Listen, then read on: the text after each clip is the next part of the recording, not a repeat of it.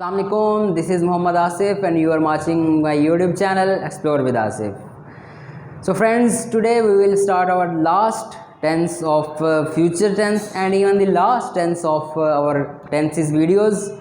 So before starting today's lesson, if you have not subscribed my channel, kindly subscribe this channel and press on bell icon so you can get the notification on time. So let's start today's lecture, which is about future perfect continuous tense.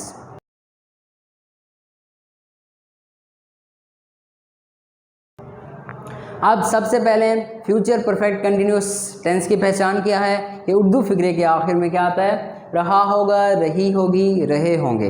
With time यानी कि वक्त के साथ आता है, वक्त इसमें mention होता है। अगर वक्त के साथ नहीं आएगा तो ये कौन सा टेंस होगा, फ्यूचर कंटिन्यूअस टेंस। अगर इसमें टाइम का एलिमेंट हम शामिल कर देंगे तो ये बन जाएगा future perfect continuous tense. Clear. अब इसकी फॉर्मेशन की तरफ बढ़ते हैं। Formation we use shall have been, I और वी के साथ हम shall have been as a helping verb use करेंगे और बाकियों के साथ they, he, she, it, you, singular name या प्लूरल नेम, उनके साथ हम यूज़ करेंगे helping verb will have been. So we use shall have been and will have been as an helping verb and we use first form of verb plus ING, first form of verb plus ING add करेंगे। हमने पिछले जितने भी perfect continuous tenses पढ़े हैं उनमें क्या होता है, यही होता है, फर्स्ट फॉर्म के साथ आईएनजी यूज़ होती है।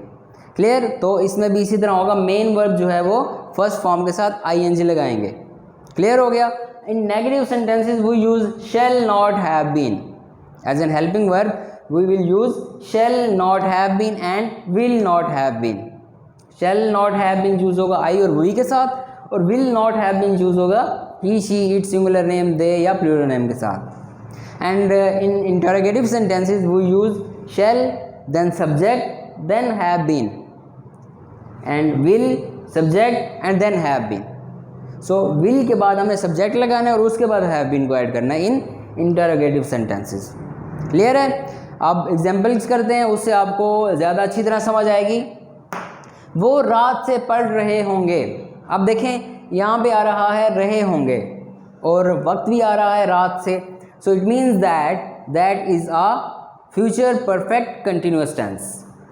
दे will have been reading since night. Now will have been helping verb use होता है इसमें and reading we use first form plus ING and then since और फॉर का मैंने आपको ऑलरेडी बताया हुआ है कि since is use when we can not measure the time and for is use when we can major the time. So we can not measure the night, so we will use since. Clear हो गया। Next is 2 दिन से बारिश हो रही होगी। It will have been raining for 2 days। Will have been helping verb, raining main verb plus ING, for 2 hours. Now we use for because it is 2 days and we can measure these 2 days, so we will use for before this. Clear हो गया। अब यहाँ पे आपने सबसे जो important चीज़ है वो ये देखना है, क्योंकि हो रही होगी, रही होगी, रही होंगे, ये जो फ्यूचर कंटिन्यूअस टेंस होता है उसमें भी यही आ रहा होता है। लेकिन अगर टाइम आ गया तो अगर इसमें टाइम का एलिमेंट आ गया तो वो कौन सा टेंस होगा, फ्यूचर परफेक्ट कंटिन्यूअस टेंस। ठीक है, ये इनका डिफरेंस है बेसिकली। नेक्स्ट नेगेटिव सेंटेंसेस, वो रात से नहीं पढ़ रहे होंगे। They will have not, sorry they will not have been. ठीक है, हमने विल के बाद नॉट लगाना है then have been. They will not have been reading since night. Clear. So the next is 2 दिन से बारिश नहीं हो रही होगी। It will not have been raining for 2 days। will not have been helping verb, raining main verb and we will use for before 2 days because we can measure these 2 days। Clear हो गया। Next interrogative sentences, क्या वो रात से पढ़ रहे होंगे। Now this is the interrogative sentence of future perfect continuous tense and क्या वो रात से पढ़ रहे होंगे। Will they have been reading since night. Now will then subject then have been, that is basically the sequence। will then have, sorry, will then subject and then have been। clear। next is क्या 2 दिन से बारिश हो रही होगी। will it have been raining for 2 days।